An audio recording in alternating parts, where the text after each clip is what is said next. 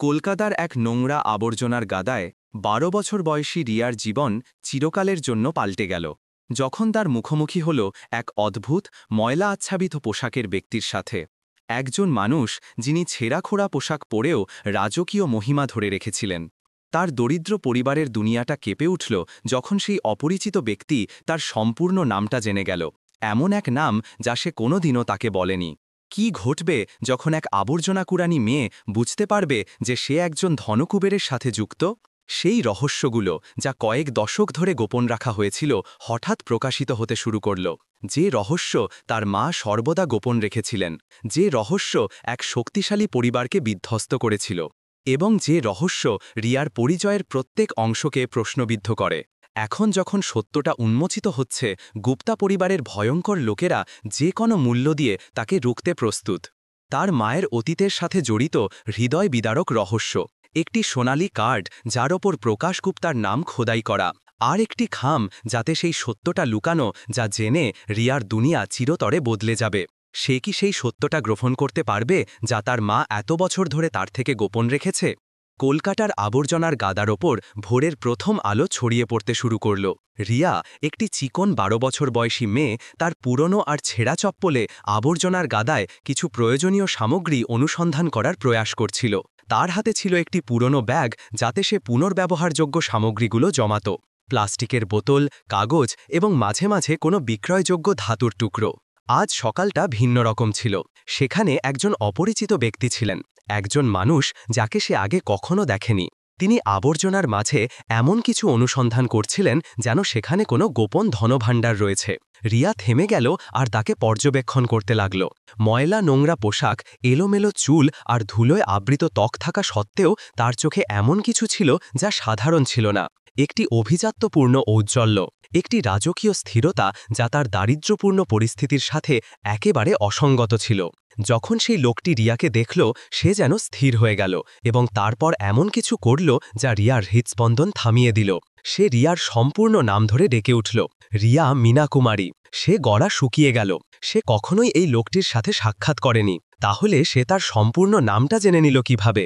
আবর্জনার গাদাটা হঠাৎ নীরবতায় আচ্ছন্ন হয়ে গিয়েছিল।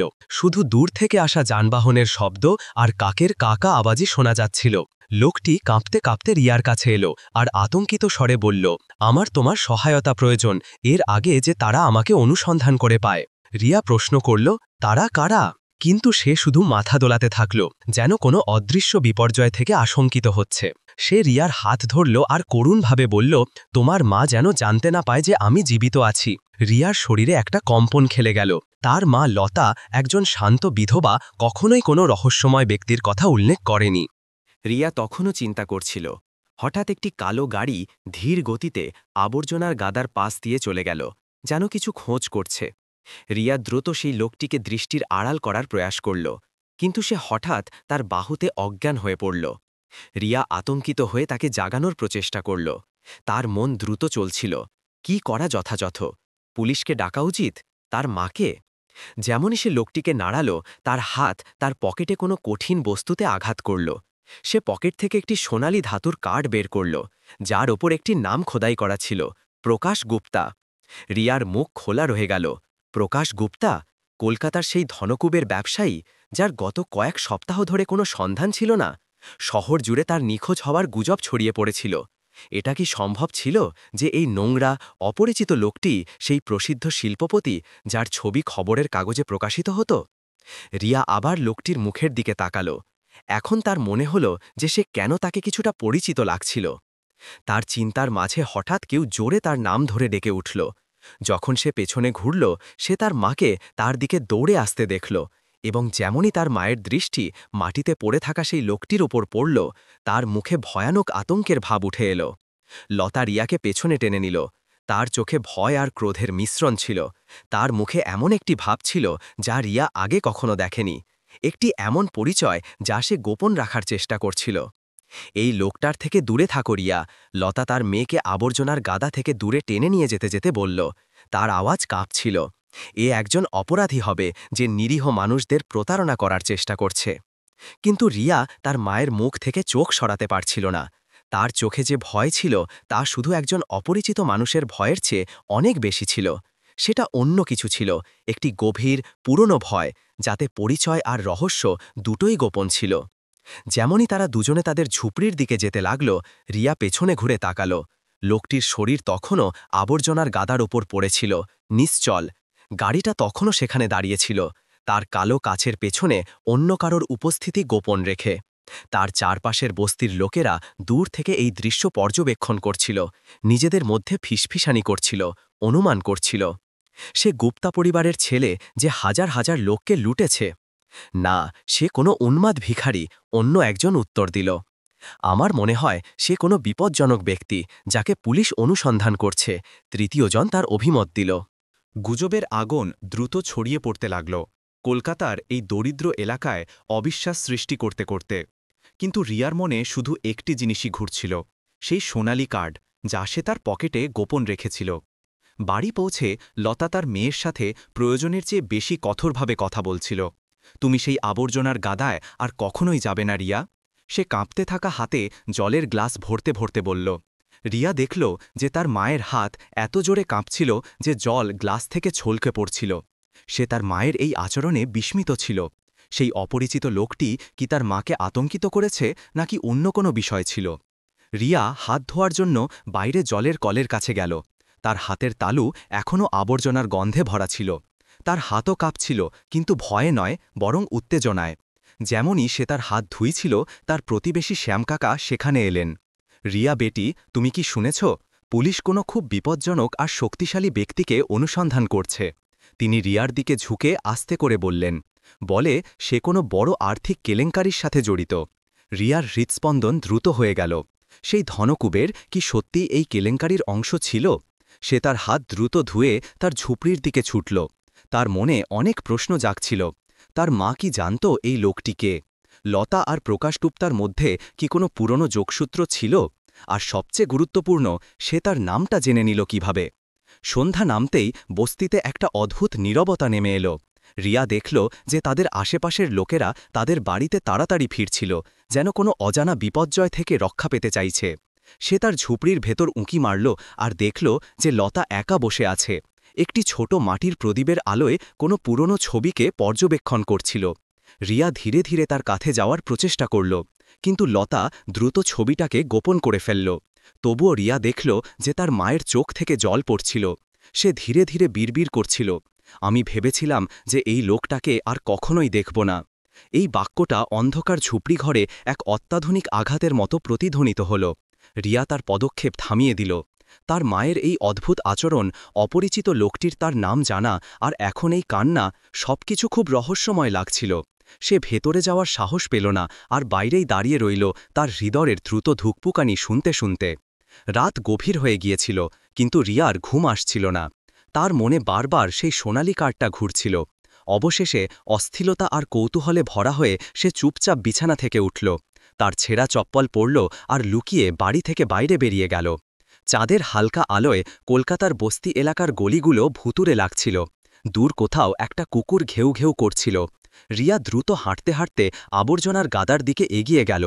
তার মন বলছিল যে হয়তো সেই লোকটি সেখানেই ফিরে এসেছে, হয়তো সে তাকে খুঁজে পাবে আর সব প্রশ্নের উত্তর জানতে পারবে। যেমনই সে আবর্জনার গাদার কাছে পৌঁছাল, সে দেখল যে সেই কালো গাড়িটা এখনও সেখানে দাঁড়িয়েছিল। তার ভেতরে কেউ বসেছিল, একটি ছায়ার মতো দেখা যাচ্ছিল।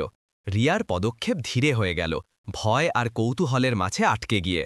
হঠাৎ গাড়ির দরজা খুলল আর একজন লোক বাইরে এলো।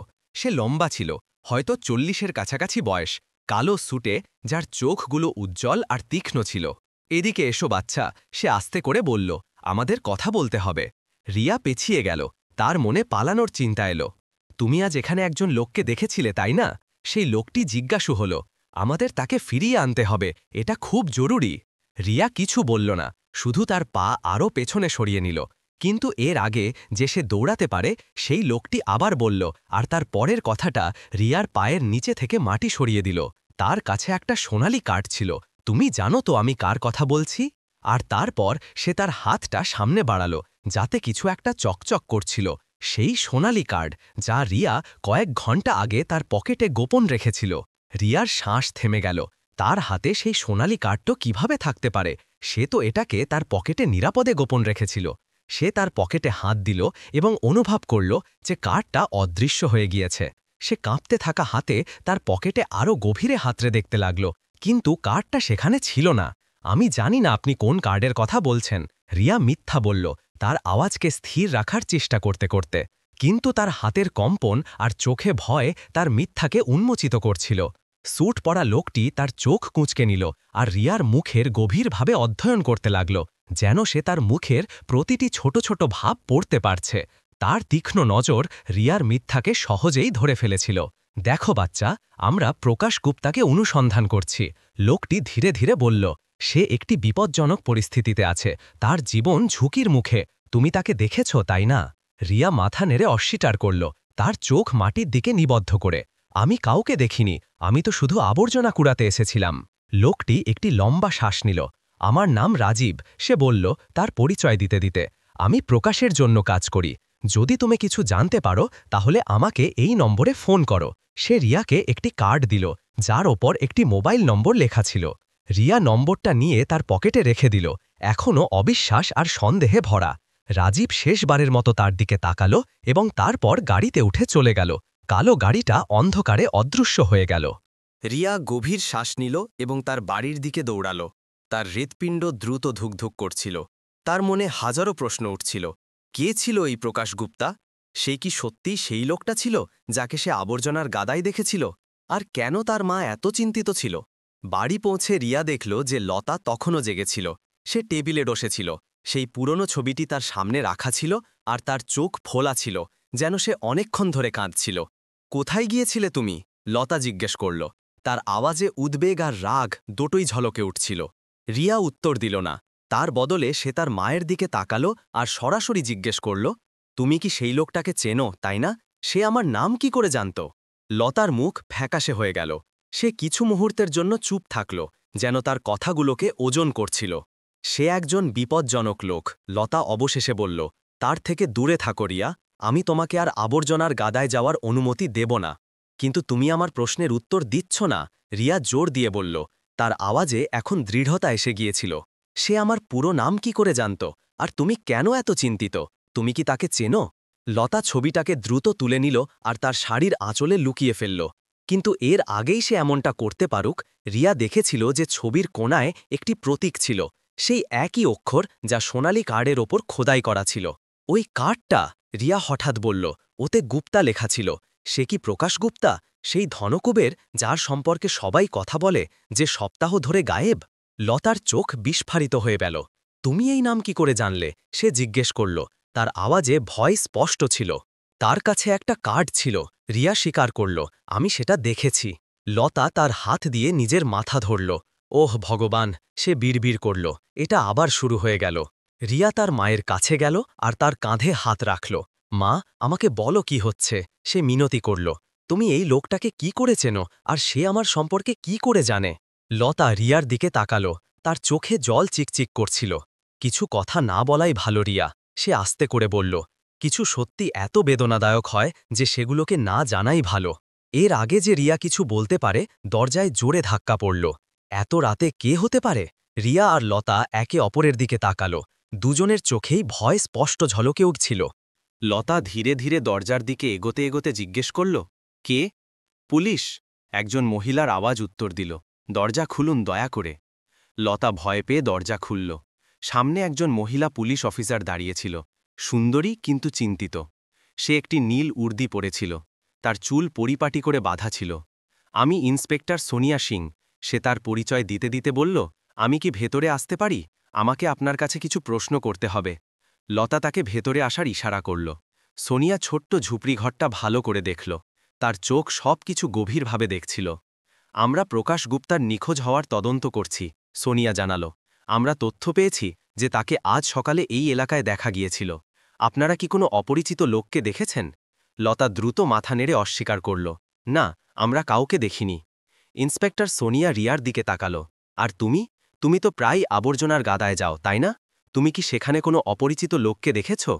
রিয়া তার মায়ের দিকে একবার তাকালো, যে তাকে সতর্ক করার দৃষ্টিতে দেখছিল। না, রিয়া মিথ্যা বলল, আমি কাউকে দেখিনি। ইন্সপেক্টর সোনিয়া রিয়াকে গভীরভাবে দেখল, যেন সে তার মিথ্যাটা ধরে ফেলেছিল। তারপর হঠাৎ তার নজর লতার ওপর পড়ল, আর সে যেন স্তব্ধ হয়ে গেল, এমন যেন সে কোনো ভূতকে দেখেছে। আপনি? সোনিয়া আস্তে করে বলল, তার মুখ ফ্যাকাশে হয়ে গিয়েছিল। লতাও হতবাক হয়ে দাঁড়িয়েছিল, তার চোখ বিস্ফারিত হয়ে গিয়েছিল। দুই মহিলা একে অপরের দিকে এমনভাবে দেখছিল যেন তারা একে অপরকে চিনত, কিন্তু এই সাক্ষাতের আশা ছিল না। আমরা কি একা কথা বলতে পারি? সোনিয়া লতাকে জিজ্ঞেস করল। তার আওয়াজ এখন খুব আস্তে এবং ভারী ছিল। লতা সম্মতিসূচক মাথা নাড়ল, আর রিয়াকে ঘর থেকে বাইরে যেতে বলল। রিয়া অনিচ্ছা সত্ত্বেও ঘর ছেড়ে বেরিয়ে গেল, কিন্তু সে দরজার পেছনে দাঁড়িয়ে শোনার চেষ্টা করছিল। সে কেবল ফিসফিসানি শুনতে পাচ্ছিল, কোম্পানির নাম, লুকানো অভিযোগ। সে কখনো সবকিছু হারানো স্বীকার করেনি, আর যদি তারা জানতে পারে তাহলে তারা আপনার ওপর দোষ চাপাবে, এই ধরনের বাক্য। রিয়ার ভেতরে অনুভূতিগুলো ফুটছিল, ভয়, কৌতূহল এবং রাগ। তার মা কেন তার কাছ থেকে এত বড় একটা রহস্য গোপন রেখেছিল? এটা কি সব প্রকাশ গুপ্তার নিখোঁজ হবার সাথে যুক্ত ছিল? যখন সোনিয়া বাইরে বেরোল, রিয়া দেখল যে তার মুখ চিন্তায় ভরা ছিল। সে রিয়াকে একটি অদ্ভুত দৃষ্টিতে দেখল, যেন সে তাকে প্রথমবার দেখছে, আর তারপর কিছু না বলেই ঝুপড়িঘর থেকে বেরিয়ে গেল। রিয়া তার মায়ের কাছে দৌড়াল, প্রশ্ন নিয়ে ভরা। কিন্তু লতা মানসিকভাবে ভেঙে পড়েছিল। সে চেয়ারে বসে কাঁদছিল, নিজের চোখের জল মোছার চেষ্টাও করছিল না। মা, আমাকে সত্যিটা বলো, রিয়া অনুরোধ করল। তুমি সেই পুলিশ অফিসারকে কি করেছেন, আর সেই লোকটাকেই বা? এইসব কি হচ্ছে? লতা তার চোখ মুছল আর গভীর শ্বাস নিল। রিয়া, অনেক বছর আগে আমি গুপ্তা পরিবারের বাড়িতে কাজ করতাম, সে স্বীকার করল। তার আওয়াজ যন্ত্রণায় ভরা ছিল। আর আমাকে এমন একটা ভুলের জন্য শাস্তি দেওয়া হয়েছিল যা আমি কখনোই করিনি। এমন একটা ভুল যা আমার জীবন নষ্ট করে দিল। এই প্রকাশ রিয়ার জন্য বিদ্যুতের ঝলকের মতো ছিল। এর আগে যে সে কিছু জিজ্ঞাসা করতে পারে, সোনিয়ার শেষ কথাগুলো তার কানে ভেতরে প্রতিধ্বনিত হল। যদি প্রকাশ তাকে আগে পেয়ে যায় তাহলে আমরা সবাই বিপদে পড়ব। রিয়া সারা রাত তার মা আর পুলিশ অফিসারের মধ্যে হওয়া কথাবার্তার কথা ভাবল। সে ঠিক মতো ঘুমাতেই পারেনি। তার মনে অসংখ্য প্রশ্ন ঘুরপাক খাচ্ছিল। ভোরের প্রথম আলো যেমনই ঝুপড়িঘরের ভেতরে প্রবেশ করল, রিয়া তার বিছানা থেকে উঠে বসল। লতা আগেই জেগে গিয়েছিল। সে সকালের চা বানাচ্ছিল, কিন্তু তার মুখে ক্লান্তির গভীর ছাপ ছিল, যেন সেও সারা রাত ঘুমাতে পারেনি। মা, রিয়া বলল তার মায়ের কাছে যেতে যেতে, তুমি আমাকে বলতে পারো কাল রাতে কি হয়েছিল? তুমি আর সেই পুলিশ অফিসার কি কথা বলছিলে? লতা লম্বা শ্বাস নিল, চায়ের কাপটা তার হাতে ধরে রেখে। রিয়া, কিছু কথা আছে যা তুমি বুঝতে পারবে না, সে আস্তে করে বলল। কিছু সত্যি আছে যা জানা তোমার জন্য সুরক্ষিত নয়। আমি বাচ্চা নই, রিয়া রাগে বলল। আমার জানার অধিকার আছে। যদি এটা আমার সম্পর্কে হয় তাহলে আমার জানতেই হবে। লতা তার মেয়ের দিকে দেখল। তার চোখে ভালোবাসা আর ভয়ের মিশ্রণ ছিল। ঠিক আছে, সে অবশেষে বলল। হয়তো তোমার কিছু জানা উচিত, কিন্তু সব কিছু নয়, এখন নয়।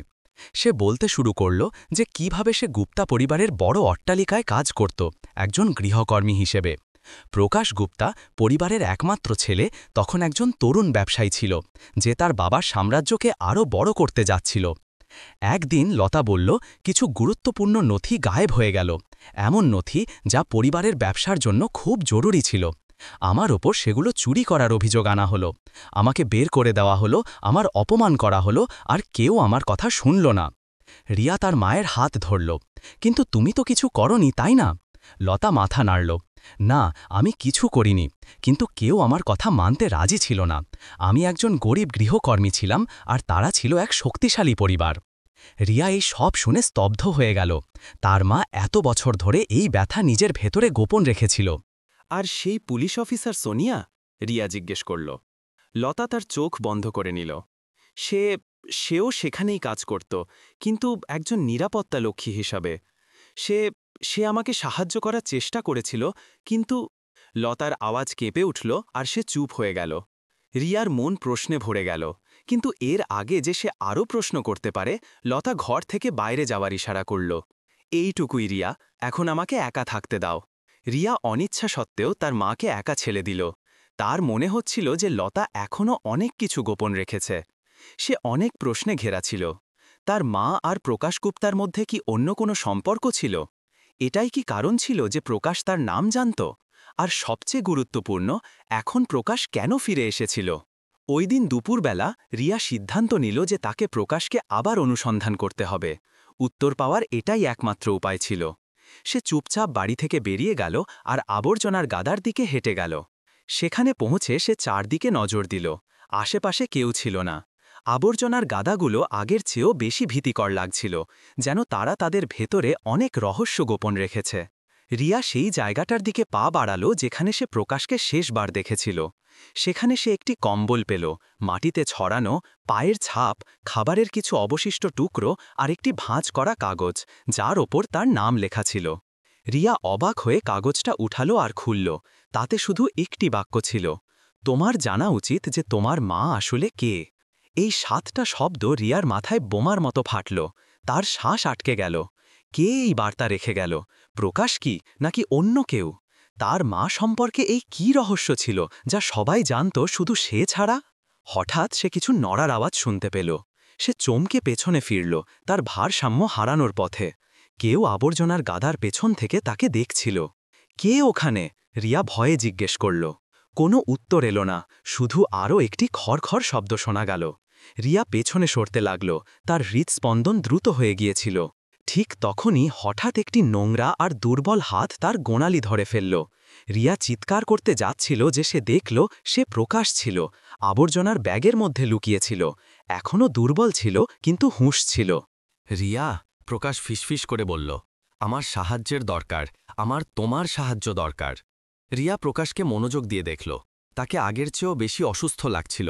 তার কপালে ঘাম ছিল আর চোখ তীব্র জ্বরে লাল ছিল। সেই ধনকুবের প্রকাশগুপ্তা, যার ছবি খবরের কাগজ আর ম্যাগাজিনে প্রকাশিত হতো, যার কাছে বড় বড় গাড়ি আর বিলাসবহুল অট্টালিকা ছিল, আর এখন সে একটি আবর্জনার গাদার উপর পড়ে আছে, নোংরা পোশাকে, একটি 12 বছর বয়সী মেয়ের কাছে সাহায্য চাইছে। তোমার কাছে সেই কার্ডটা ছিল? রিয়া জিজ্ঞেস করল। সোনালি কার্ড। প্রকাশ দুর্বলভাবে মাথা নাড়ল। হ্যাঁ, ওটা আমার পরিচয়পত্র, আমার পরিবারের প্রতীক। একজন লোক ছিল, রাজীব নামের, রিয়া জানালো। সে তোমাকে খুঁজছিল, আর পুলিশও। প্রকাশের চোখে ভয় ঝলকে উঠল। রাজীব আমার নিরাপত্তা প্রধান, সে বলল। কিন্তু এখন আমি কাউকে বিশ্বাস করি না। আমি জানি না কে আমার বন্ধু আর কে শত্রু। রিয়া তখনও বিশ্বাস করতে পারছিল না। সব কথা এত রহস্যময় আর অদ্ভুত লাগছিল। আমাকে কেন? সে জিজ্ঞেস করল। তুমি আমার সাহায্য কেন চাও? আর তুমি আমার নাম কি করে জানো? প্রকাশ রিয়ার দিকে এমনভাবে দেখল যেন সে তার একমাত্র আশা। কারণ সে বেদনাভরা আওয়াজে বলল, আমি এখানে সাহায্য চাইতে আসিনি, আমি তোমার কাছে ক্ষমা চাইতে এসেছি। রিয়া অবাক হয়ে তাকে দেখতে থাকল। ক্ষমা? কিসের ক্ষমা? প্রকাশ তার হাত ধরল। আমি তোমাকে বলবো, কিন্তু এখানে নয়, এটা সুরক্ষিত নয়, আমাদের অন্য কোথাও যেতে হবে। রিয়া চারদিকে নজর দিল। আবর্জনার গাদার কাছে একটা পুরনো গুদাম ছিল, যা এখন ব্যবহার করা হতো না। ওখানে চলো, সে ইশারা করল। ওখানে কেউ আমাদের দেখবে না। সে প্রকাশকে উঠতে সাহায্য করার জন্য ঝুঁকল। প্রকাশ এত দুর্বল ছিল যে সে নিজের শক্তিতে দাঁড়াতে পারছিল না। রিয়া তার কাঁধে তার হাত রাখল আর ধীরে ধীরে তাকে গুদামের দিকে নিয়ে যেতে লাগল। গুদাম ভেতর থেকে অন্ধকার আর ধুলোয় ভরা ছিল। এক কোণে কিছু পুরনো বাক্স আর ভাঙা মেশিন পড়েছিল। রিয়া প্রকাশকে একটি বাক্সের ওপর বসতে সাহায্য করল আর তার সামনে বসে গেল। প্রকাশ তার পকেট থেকে একটি বন্ধ খাম বের করল আর রিয়ার দিকে বাড়িয়ে দিল। এতে সেই সব কিছু আছে যা তোমার জানা দরকার, সে বলল। যখন তুমি এটা পড়বে, সব কিছু বদলে যাবে। রিয়া খামটাকে এমনভাবে দেখল যেন সেটা কোনো বোমা, যা যে কোনো মুহূর্তে ফেটে যেতে পারে। এখন পড়ো না, প্রকাশ বলল। তোমাকে প্রস্তুত হতে হবে। তোমাকে আগে পুরো গল্পটা শুনতে হবে। রিয়া খামটা তার পকেটে রেখে দিল। তুমি আমাকে বলো, সে বলল। তুমি এখানে কেন? তোমার এত খারাপ অবস্থা কেন? তুমি একজন ধনকুবের, তোমার কাছে সব কিছু আছে। প্রকাশ হাসল, কিন্তু তার হাসিতে কোনো আনন্দ ছিল না, শুধু ব্যথা ছিল। কিছু জিনিস টাকা দিয়ে কেনা যায় না রিয়া, সে বলল। যেমন সত্যি, ন্যায় বা ক্ষমা। আর কখনো কখনো যাদের কাছে সব কিছু থাকে, আসলে তাদের কাছে কিছুই থাকে না। সে বলতে শুরু করল যে কিভাবে অনেক বছর আগে কিছু খারাপ হয়েছিল, তার আর লতার মধ্যে কিছু একটা, যা লতার জীবন নষ্ট করে দিয়েছিল। একটি বিশ্বাসঘাতকতা, একটি ভুল অভিযোগ আর অনেক পরিবারের ধ্বংস, যার মধ্যে লতার পরিবারও ছিল। আমি কাপুরুষ ছিলাম, প্রকাশ স্বীকার করল। আমি সত্যিটা জানা সত্ত্বেও চুপ থাকতে বেছে নিয়েছিলাম, আর এর জন্য আমার প্রতিদিন অনুশোচনা হয়। হঠাৎ বাইরে থেকে কারোর পায়ের আওয়াজ এলো। প্রকাশ আর রিয়া দুজনেই চমকে গেল। কেউ আসছে, রিয়া ফিসফিস করে বলল। প্রকাশ তার হাত ধরল। রিয়া, যদি আমার কিছু হয়ে যায় তাহলে সেই খামটা। সে তার কথা শেষ করল না, কারণ গুদামের দরজা জোরে খুলে গেল। রিয়া ভাবল যে হয়তো এটা পুলিশ হবে, বা রাজীব, বা হয়তো তার মা। কিন্তু যে ভেতরে এলো সে এদের কেউই ছিল না। সে একজন যুবক ছিল, হয়তো ২০-২২ বছর বয়স, ভালো পোশাকে, পরিষ্কার পরিচ্ছন্ন আর সুদর্শন। রিয়া তাকে আগে কখনো দেখেনি। যুবকটি প্রকাশকে দেখল, তার মুখে ঘৃণার ভাব ছিল।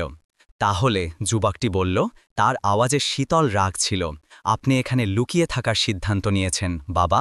রিয়া অবাক হয়ে সেই যুবকটিকে দেখল। প্রকাশের ছেলে? সে নিজের চোখকে বিশ্বাস করতে পারছিল না। যুবকের মুখে ঘৃণা আর অবজ্ঞার ভাব স্পষ্ট দেখা যাচ্ছিল। অমিত, প্রকাশ আস্তে করে বলল, তার আওয়াজ দুর্বলতা আর যন্ত্রণায় ভরা ছিল। তুমি এখানে কি করে পৌঁছালে? অমিত এক পা এগিয়ে গেল, তার চমৎকার জুতো থেকে গুদামের ধুলো উড়ল। রাজীব জানালো যে আপনাকে এখানের আশেপাশে দেখা গিয়েছিল। সে বলল, আমি নিশ্চিত ছিলাম না যে আপনাকে এত করুণ অবস্থায় দেখতে পাব। প্রকাশ নিজেকে তোলার চেষ্টা করল, কিন্তু সে খুব দুর্বল ছিল। রিয়া তাকে সাহায্য করার জন্য হাত বাড়াল, কিন্তু অমিত তার দিকে এমনভাবে দেখল যেন সে কোনো পোকা। আর এই মেয়েটিকে? সে জিজ্ঞেস করল, রিয়ার দিকে ইশারা করে। আপনার সব জায়গায় গরিবদের প্রতি সহানুভূতি কেন জাগে, বাবা? প্রকাশ গভীর শ্বাস নিল। অমিত, তুমি বুঝতে পারছ না। সে বোঝানোর চেষ্টা করল, এটা তেমন নয় যেমন তুমি ভাবছ। অমিত তার বাবার কথাকে উপেক্ষা করল আর সরাসরি রিয়ার দিকে ঘুরল। ও তোমাকে কি বলছে, মেয়ে? ও কি তোমাকে তার দুঃখের গল্প শুনিয়েছে যে কিভাবে তার সাথে অন্যায় হয়েছে? রিয়া তার মাথা উঁচু রাখল, অমিতের অহংকারপূর্ণ দৃষ্টির মোকাবিলা করে। সে আমাকে কিছুই বলছিল না, সে উত্তর দিল। সে অসুস্থ আর তার সাহায্যের দরকার। অমিত শীতল হাসি দিয়ে উত্তর দিল, ওহ, সে সব সময় সাহায্যের দরকার আছে এমন হবার ভান করে, এটা তার স্বভাব। কিন্তু তুমি কি জানো এই লোকটি কি করেছে? সে পুরো পরিবারগুলোকে ধ্বংস করে দিয়েছে, হাজার হাজার মানুষের চাকরি কেড়ে নিয়েছে, আর আমাদের পরিবারের নামে কালি লাগিয়েছে। প্রকাশ তার হাত উঠালো, যেন তার ছেলেকে থামাতে চাইছে। অমিত, থামো, এটা সত্যি নয় আর তুমি এটা জানো। অমিতের চোখে আগুন জ্বলল।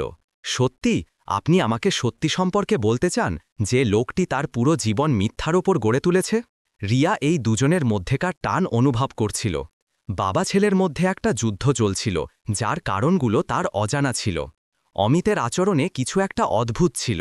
তার অহংকারপূর্ণ কথার পেছনে একটা নিরাপত্তাহীনতা লুকিয়েছিল, হয়তো ভয়। রিয়া অনুভব করল যে এটা কেবল অমিতের রাগ ছিল না, বরং আরও গভীর কিছু ছিল, হয়তো প্রতিশোধ বা ঈর্ষা। দেখো, রিয়া শান্ত স্বরে বলল, এই উত্তেজনাপূর্ণ পরিবেশ শান্ত করার চেষ্টা করতে করতে। আমরা সবাই শান্ত হয়ে কথা বলি, তোমার বাবার চিকিৎসার দরকার, উনি খুব অসুস্থ। অমিত এক মুহূর্তের জন্য থমকে গেল, রিয়ার ছোট শরীরে লুকিয়ে থাকা দৃঢ়তা দেখে অবাক হয়ে। সে তার বাবাকে দেখল, যিনি ঘামে ভেজা আর কাঁপছিলেন। হয়তো তার ভেতরে কোথাও এখনও বাবার জন্য উদ্বেগ বাকি ছিল। ঠিক আছে, অমিত অবশেষে বলল, আমি তাকে ফিরিয়ে নিয়ে যাব। কিন্তু এর মানে এই না যে আমি সব কিছু ভুলে গেছি বা ক্ষমা করে দিয়েছি। সে তার বাবাকে তোলার জন্য তার দিকে এগোতে লাগল, কিন্তু প্রকাশ হাত তুলে তাকে থামিয়ে দিলেন, একটি চমকপ্রদ প্রকাশ ঘটিয়ে।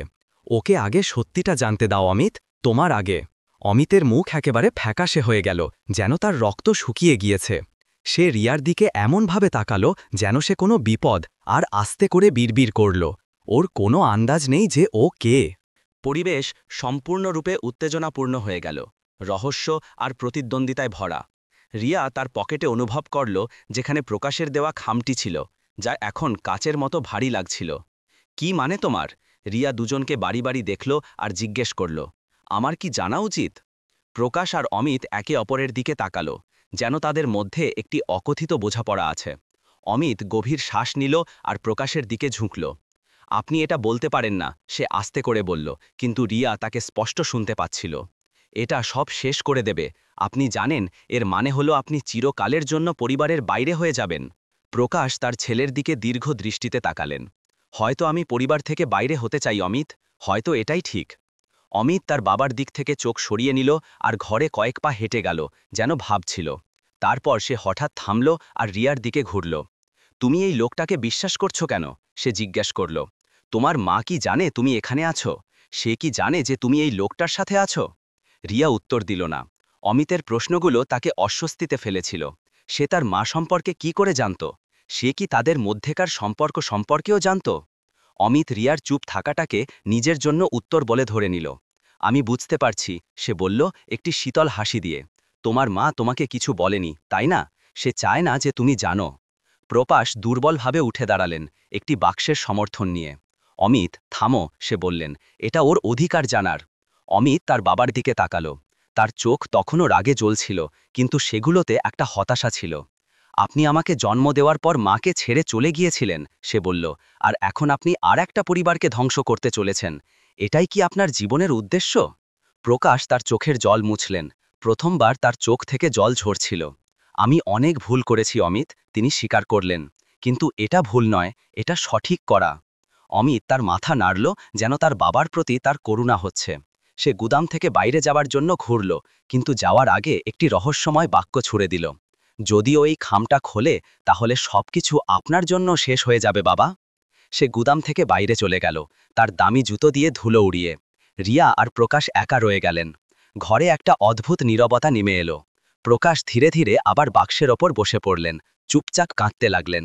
রিয়া কখনো কোনো পুরুষকে এত খোলাখুলিভাবে কাঁদতে দেখেনি, বিশেষ করে এমন একজন ব্যক্তিকে যাকে ধনকুবের মনে করা হতো। উনি সত্যি বলছিলেন? রিয়া জিজ্ঞাসা করল প্রকাশের পাশে বসতে বসতে। আপনি কি সত্যি পরিবারগুলোকে ধ্বংস করেছেন? প্রকাশ তার চোখ মুছলেন আর রিয়ার দিকে তাকালেন। হ্যাঁ এবং না, তিনি উত্তর দিলেন।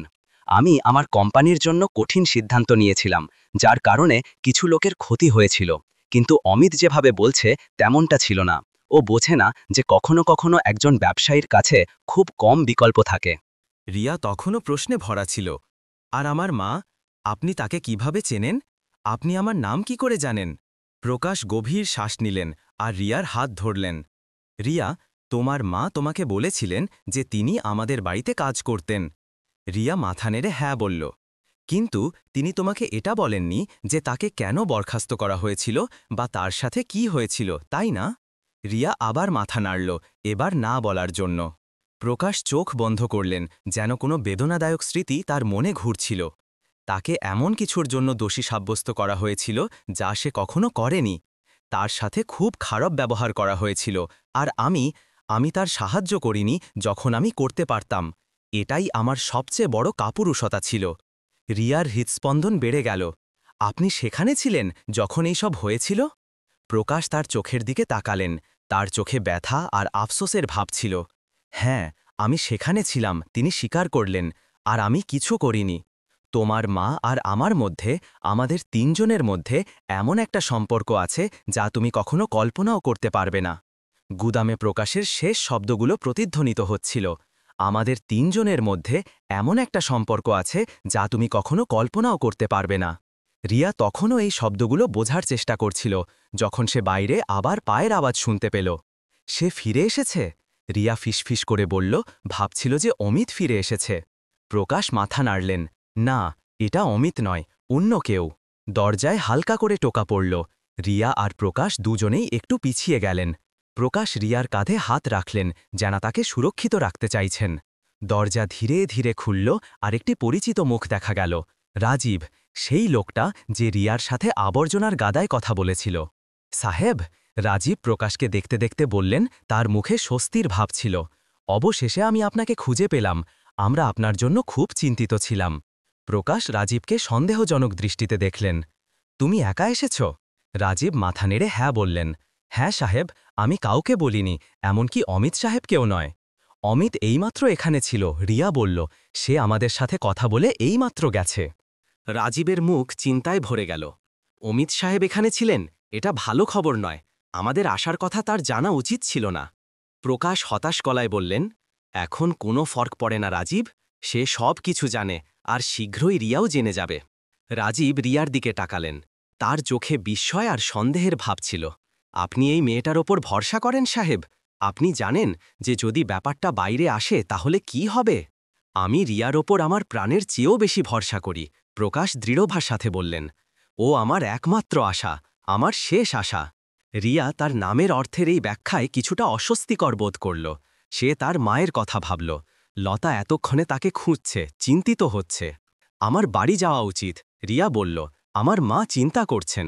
প্রকাশ তার হাত ধরলেন।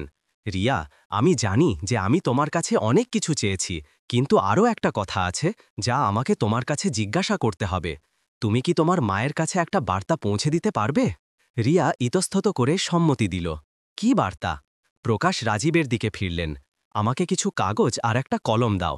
রাজীব তার পকেট থেকে একটি ছোট ডায়েরি আর পেন বের করলেন। প্রকাশ কিছু লাইন লিখলেন। তারপর কাগজটা ভাঁজ করে রিয়াকে দিলেন। এটা শুধু তোমার মাকে দেবে, অন্য কাউকে নয়, তিনি বললেন।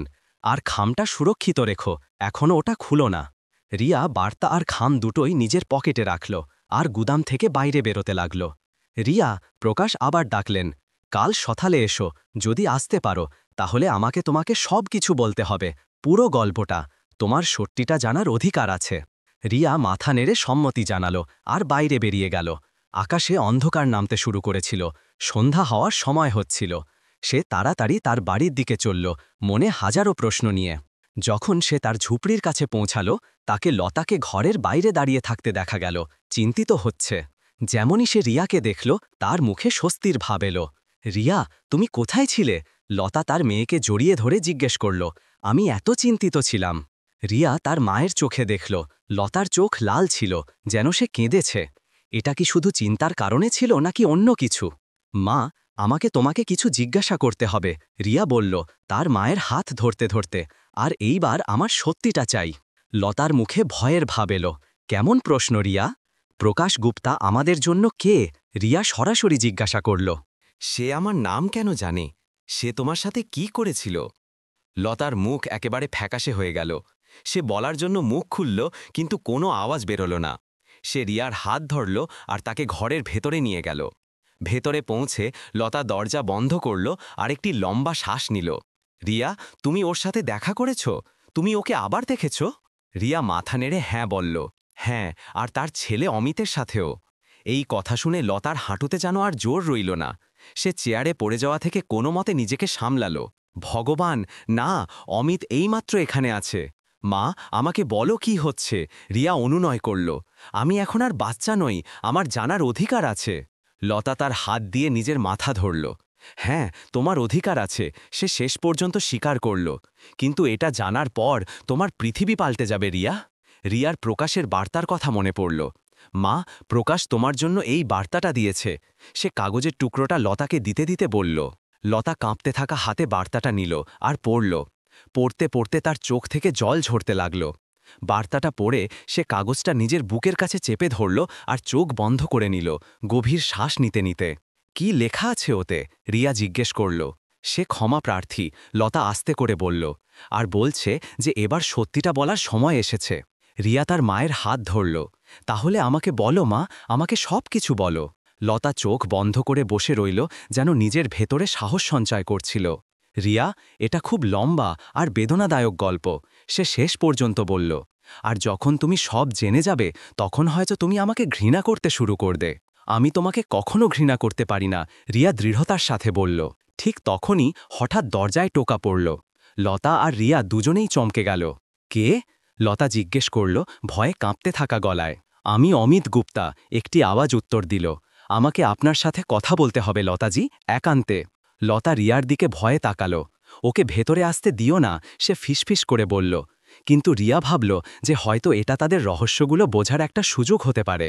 সে ধীরে ধীরে দরজা খুলল। অমিত সেখানে দাঁড়িয়েছিল।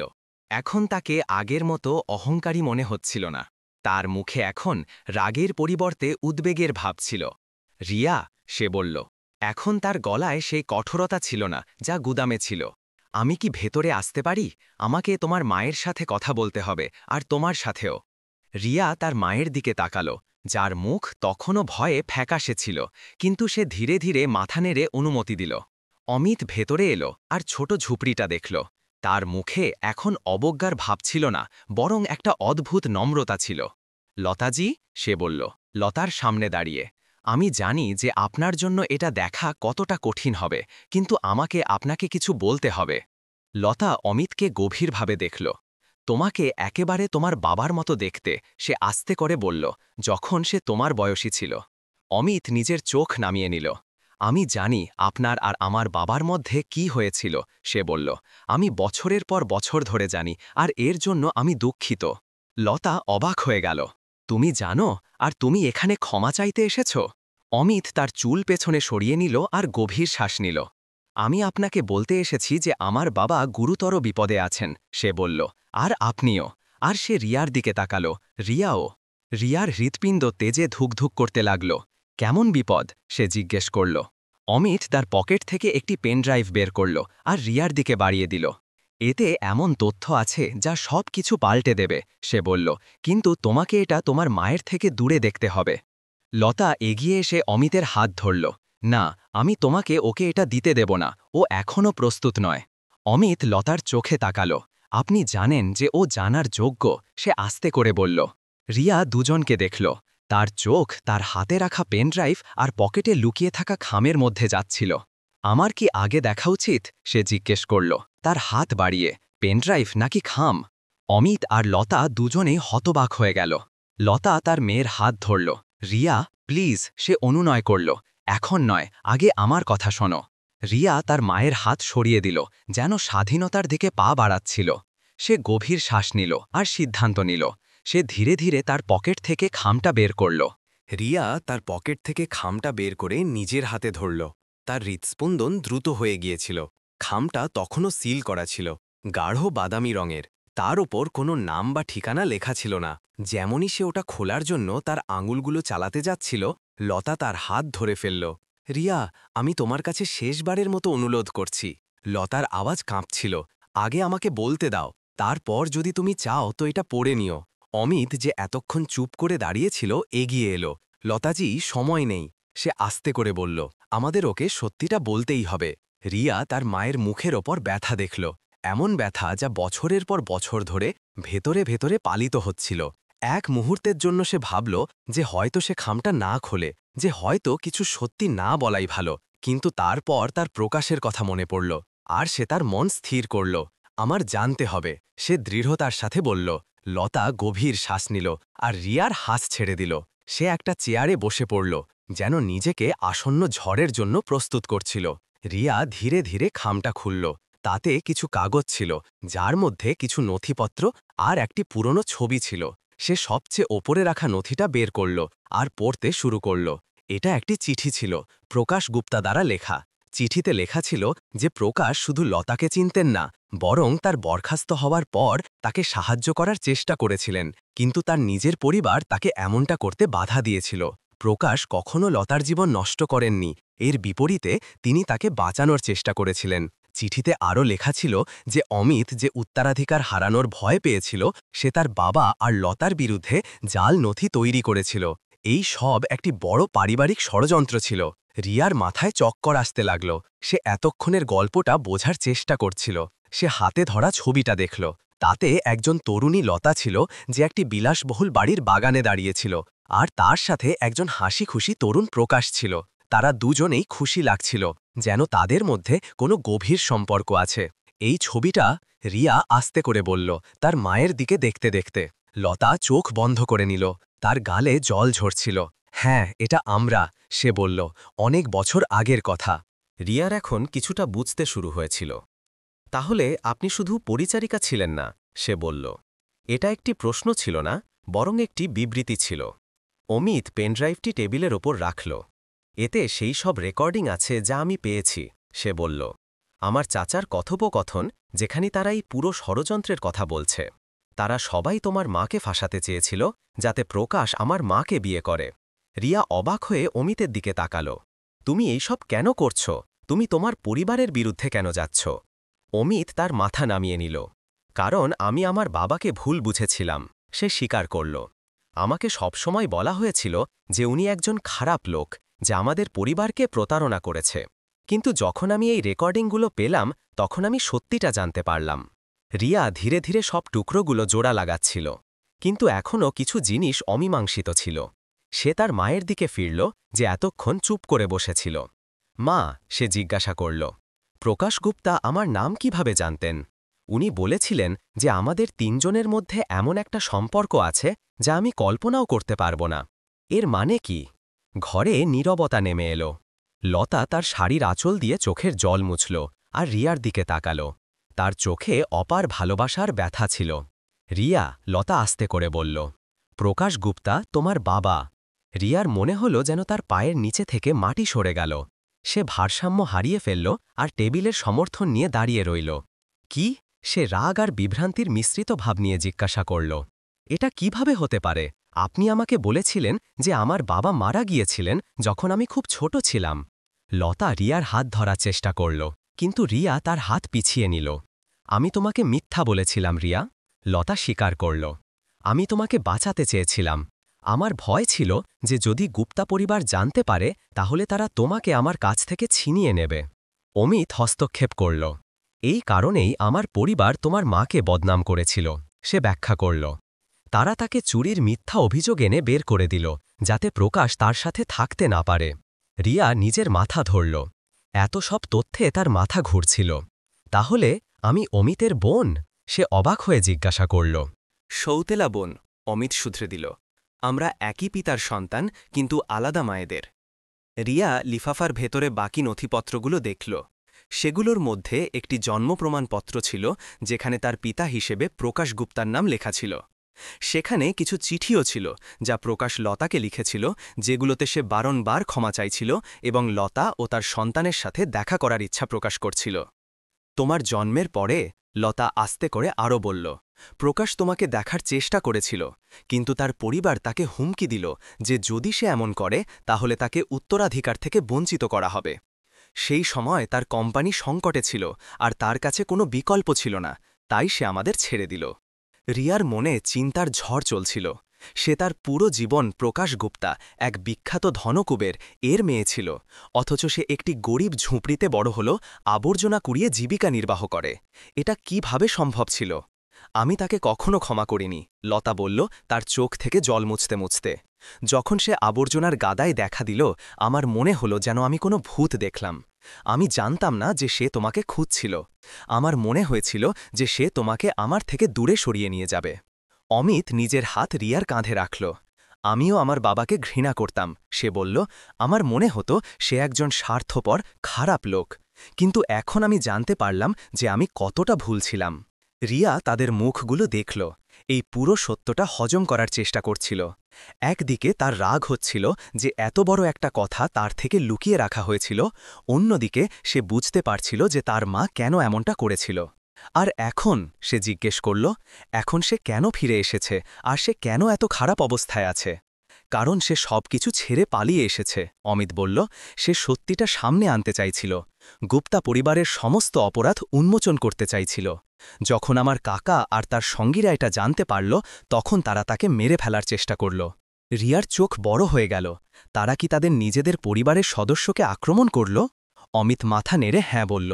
হ্যাঁ, আর এখন তারা তোমার আর তোমার মায়ের খোঁজ করছে। যদি তারা জানতে পারে যে তুমি প্রকাশের মেয়ে, তাহলে তুমিও বিপদে আছো। রিয়া হঠাৎ অন্য একটি বিষয়ে মনোযোগ দিল। আর সেই পুলিশ অফিসার সোনিয়া, সেই সবের সাথে কিভাবে যুক্ত? লতা গভীর শ্বাস নিল। সোনিয়া আমার বন্ধু ছিল যখন আমরা দুজনেই গুপ্তা হাভেলিতে কাজ করতাম। সে একজন নিরাপত্তা কর্মী ছিল, কিন্তু এখন সে পুলিশে আছে। সে আমাকে সাহায্য করার চেষ্টা করছে, কিন্তু সেও গুপ্তা পরিবারের ক্ষমতাকে ভয় পায়। অমিত তার ঘড়ি দেখল। আমাদের জলদি করতে হবে, সে বলল। যদি আমরা চাই যে প্রকাশ আর আপনারা দুজনেই সুরক্ষিত থাকেন, তাহলে আমাদের এখনই কাজ করতে হবে। লতা রিয়ার দিকে তাকাল। তার চোখে ভয় আর ভালোবাসা দুটোই ছিল। রিয়া, আমাকে ক্ষমা করে দাও, সে বলল। আমি তোমার থেকে সত্যি লুকিয়েছিলাম, কিন্তু আমি সব সময় তোমার নিরাপত্তা আর সুখের কথাই ভেবেছিলাম। রিয়া এখনও এই সবকিছু মেনে নেওয়ার চেষ্টা করছিল। তার মাথা ঘুরছিল আর তার হৃদয়ে আবেগের ঝড় চলছিল। সে তার মায়ের ওপর রেগেছিল, কিন্তু তার থেকেও বেশি সে প্রকাশের সাথে দেখা করতে চাইছিল, তার বাবা, যাকে সে তার পুরো জীবনে কখনো জানত না। আমার তার সাথে দেখা করতে হবে, রিয়া দৃঢ়তার সাথে বলল। আমার বাবার সাথে কথা বলতে হবে। আমরা এখনই যেতে পারি, অমিত পরামর্শ দিল, কিন্তু আমাদের সতর্ক থাকতে হবে। আমার কাকার লোকরা সব জায়গায় আছে। রিয়া তার মায়ের দিকে তাকাল। তার চোখে প্রশ্ন ছিল। লতা কিছুক্ষণ ভাবল, তারপর সম্মতিতে মাথা নাড়ল। হ্যাঁ, আমরা যাব, লতা বলল। এটা শেষ করার সময় এসে গেছে। তিনজন বাইরে যাওয়ার জন্য তৈরি হচ্ছিল। ঠিক তখনই বাইরে থেকে জোরে জোরে আওয়াজ শোনা গেল। গাড়ির ইঞ্জিনের শব্দ, আর তারপর কিছু লোকের পায়ের আওয়াজ, যা তাদের ঝোপড়ির দিকে এগিয়ে আসছিল। অমিত জানালা দিয়ে বাইরে উঁকি মারল, আর তার মুখ উত্তেজনায় ভরে গেল। ওরা এসে গেছে, সে ফিসফিস করে বলল। আমার কাকার লোকরা। লিফাফা থেকে বের হওয়া নথিপত্রগুলো টেবিলে ছড়ানো ছিল, আর এদিকে রিয়া, লতা আর অমিত পেছনের দরজা দিয়ে বাইরে যাওয়ার প্রস্তুতি নিচ্ছিলেন। বাইরে থেকে পায়ের আওয়াজ দ্রুত কাছাকাছি আসছিল। জলদি করো, অমিত ফিসফিস করে বলল। তার কপালে ঘামের ফোঁটা চিকচিক করছিল। আমার কাকার লোকরা যে কোনো কিছুর জন্য প্রস্তুত, ওরা খুব বিপজ্জনক। লতা দ্রুত কিছু প্রয়োজনীয় জিনিস একটি ছোট ব্যাগে ভরে নিল, কিছু টাকা, কিছু ওষুধ, আর সেই ছবিটা যেখানে সে আর প্রকাশ একসাথে ছিল। রিয়া তখনও আঘাতগ্রস্ত ছিল, কিন্তু সে নিজেকে সামলে নিল, আর লিফাফা ও পেনড্রাইভ দুটোই তার পকেটে রেখে নিল। কোথায় যাব আমরা? রিয়া আস্তে করে জিজ্ঞেস করল, তার মায়ের হাত ধরে। গুদামে, অমিত উত্তর দিল। যেখানে বাবা লুকিয়ে আছেন, সেখানে রাজীবও থাকবে, সে আমাদের সাহায্য করবে। ঠিক তখনই হঠাৎ ঝোপড়ির সামনের দরজাতে জোরে টোকা পড়ল। লতা দেবী, একজন লোকের আওয়াজ এলো, আমরা জানি যে আপনি ভেতরে আছেন, দরজা খুলুন। লতা রিয়া আর অমিতকে পেছনের দরজার দিকে ইশারা করল। যাও, সে ফিসফিস করে বলল, আমি ওদের আটকাবো। না মা, রিয়া প্রতিবাদ করল, আমরা আপনাকে ছেড়ে যাব না। লতা তার মেয়ের গাল দুটো হাতে ধরল। আমি তোমার পেছনেই আসছি রিয়া, সে বলল, আমি শুধু ওদের কিছুটা সময় দেওয়ার চেষ্টা করব। অমিত সম্মতিতে মাথা নাড়ল। লতাজি ঠিক বলছেন, সে বলল, আমাদের তোমার বাবার কাছে পৌঁছাতে হবে। যদি আমরা সবাই একসাথে ধরা পড়ি, তাহলে কেউ বাঁচতে পারবে না। রিয়া অনিচ্ছা সত্ত্বেও মেনে নিল। সে আর অমিত পেছনের দরজা দিয়ে বাইরে বের হল। যখন লতা সামনের দরজার দিকে পা বাড়াল, বাইরে অন্ধকার নামতে শুরু করেছিল, সূর্য ডুবে গিয়েছিল, আর কলকাতার বস্তিতে ধীরে ধীরে আলো জ্বলছিল। রিয়া আর অমিত লুকিয়ে লুকিয়ে গলিগুলো পেরিয়ে আবর্জনার গাদার দিকে এগোতে লাগল। আমার মা কি ঠিক থাকবেন? রিয়া চিন্তিত হয়ে জিজ্ঞেস করল, পেছনে ফিরে দেখতে দেখতে। লতাজি সাহসী, অমিত আস্তে করে বলল, আর উনি জানেন যে উনি কি করছেন, আমাদের তার ওপর ভরসা রাখতে হবে। তারা দ্রুত এগিয়ে চলল। আবর্জনার গাদায় পৌঁছানোর পর তারা গুদাম থেকে আসা হালকা আলো দেখতে পেল।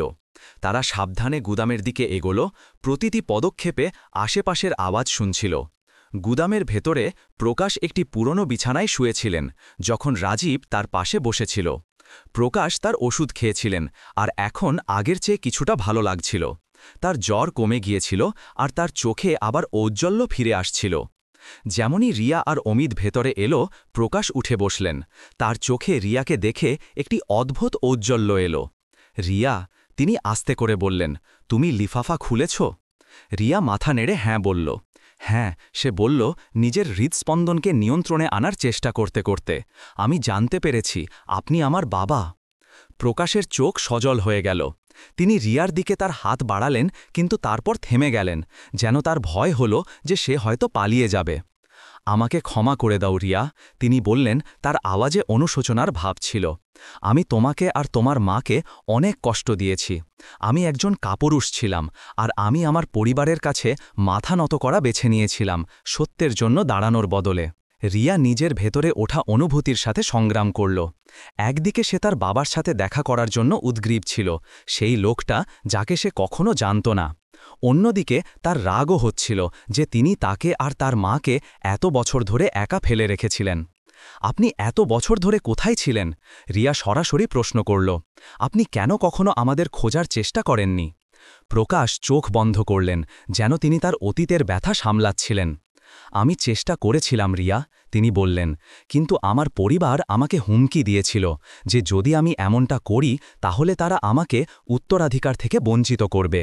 আর সেই সময় আমার কোম্পানি সংকটে ছিল, আমার হাজার হাজার কর্মচারীর চাকরি ঝুঁকির মধ্যে ছিল। আমি ভেবেছিলাম যে যদি আমি টাকা রোজগার করতে পারি তাহলে পরে তোমাদের দুজনের সাহায্য করতে পারব, কিন্তু সময় পেরিয়ে গেল আর আমি আমার মিথ্যার জালে ফেসে গেলাম। অমিত, যে এতক্ষণ চুপ ছিল, এগিয়ে এলো। আর তারপর আমি সেই রেকর্ডিংগুলো পেলাম, সে বলল, আর আমি জানতে পারলাম যে কাকা কিভাবে বাবা আর লতাজি দুজনকেই ধোঁকা দিয়েছিলেন। প্রকাশ তার ছেলের দিকে তাকালেন, তার চোখে কৃতজ্ঞতার ভাব ছিল। অমিত আমার চোখ খুলে দিয়েছে, তিনি রিয়াকে বললেন। সে আমাকে জানালো যে কিভাবে আমার ভাই আমার অজান্তে লতাকে ফাঁসিয়েছিল, আর কিভাবে তারা আমাকে আর তোমার মাকে আলাদা রাখার জন্য ষড়যন্ত্র করেছিল। রাজীব যে এখনও চুপচাপ শুনছিল, জানালার কাছে গেল আর বাইরে উঁকি মারল। আমাদের জলদি করতে হবে, সে বলল। আমার মনে হয় গুপ্তার লোকরা আশেপাশে আছে, আর লতাজি এখনও আসেননি। রিয়ার হৃৎপিণ্ড ধুকধুক করল। না, সে বলল, তিনি ওদের আটকানোর জন্য পেছনে রয়ে গিয়েছিলেন। প্রকাশ চিন্তিত হয়ে তার কপাল কুঁচকে নিলেন। আমাদের তাকে আনতে হবে, তিনি বললেন, উঠে দাঁড়ানোর চেষ্টা করতে করতে। ঠিক তখনই গুদামের দরজা ধীরে ধীরে খুলল। সবাই চমকে উঠল, কিন্তু স্বস্তির শ্বাস ফেলল যখন দেখল যে তিনি লতা। লতা হাঁপাচ্ছিল, তার জামাকাপড় ধুলোয় ভরা ছিল। ওরা আমাদের পেছনে আছে, সে ফিসফিস করে বলল। আমি ওদেরকে ধোঁকা দেওয়ার চেষ্টা করলাম, কিন্তু ওরা খুব বেশি। প্রকাশ লতার দিকে তাকালেন। তাদের চোখাচোখি হল, আর বছরের পর বছর ধরে জমে থাকা ব্যথা, রাগ আর এখনও বেঁচে থাকা ভালোবাসা তাদের দুজনের চোখে প্রতিফলিত হল। লতা, প্রকাশ আস্তে করে বললেন। এখন নয় প্রকাশ, লতা বলল, নিজের হাত তুলে। আগে আমাদের এখান থেকে বেরোতে হবে, তারপর আমরা কথা বলবো। রাজীব তার পকেট থেকে একটি কাগজ বের করল, যার ওপর কিছু লেখা ছিল। এই হলো প্রমাণের কপি, সে বলল। সমস্ত রেকর্ডিং, নথি আর সাক্ষীদের বক্তব্য। এই সব বিজয় গুপ্তা আর তার সঙ্গীদের বিরুদ্ধে ধোঁকা, জবরদস্তি আর হত্যার চেষ্টার জন্য। প্রকাশ কাগজগুলো নিলেন আর একবার দেখলেন। এটা যথেষ্ট, তিনি বললেন, কিন্তু এটাকে সঠিক জায়গার পৌঁছাতে হবে। সোনিয়া থেকে দেখা করতে হবে, লতা বলল। সে বাইরে অপেক্ষা করছে। আমি ওকে রাস্তায় দেখেছিলাম আর সব জানিয়েছিলাম। সে আমাদের সাহায্য করবে। রিয়া যে এতক্ষণ চুপচাপ সব শুনছিল এগিয়ে এলো। মানে সব কিছু সত্যি ছিল, সে জিজ্ঞাসা করল। নথিপত্রে যা ছিল আর অমিতের পেনড্রাইভে যা ছিল? প্রকাশ মাথা নেড়ে হ্যাঁ বললেন। হ্যাঁ রিয়া, তিনি বললেন। আমি কখনো তোমার মায়ের সাথে প্রতারণা করিনি। আমি তাকে খুব ভালোবাসতাম, এখনও বাসি।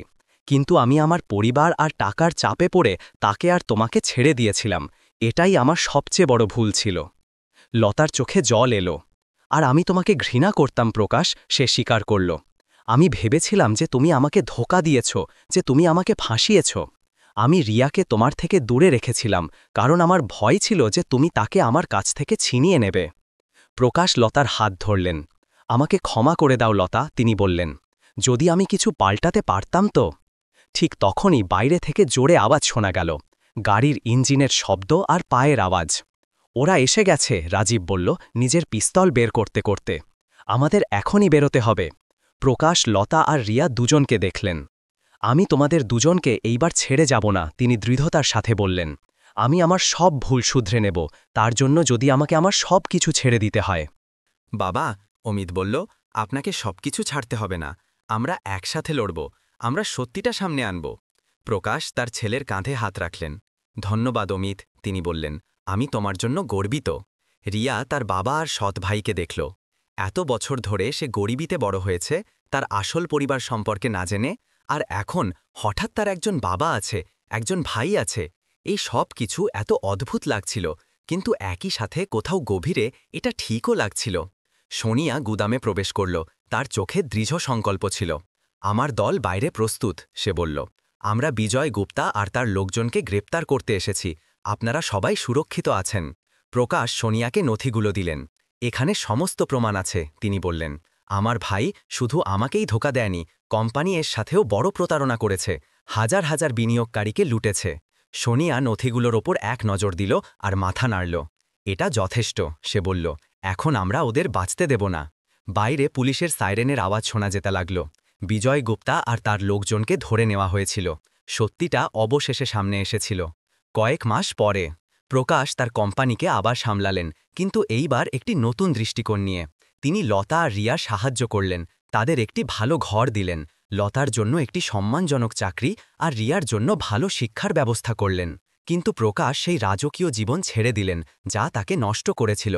তিনি তার হাবেলি বিক্রি করে দিলেন, তার দামি গাড়িগুলো দান করে দিলেন, আর একটি সাদাসিধে জীবন যাপন করতে লাগলেন।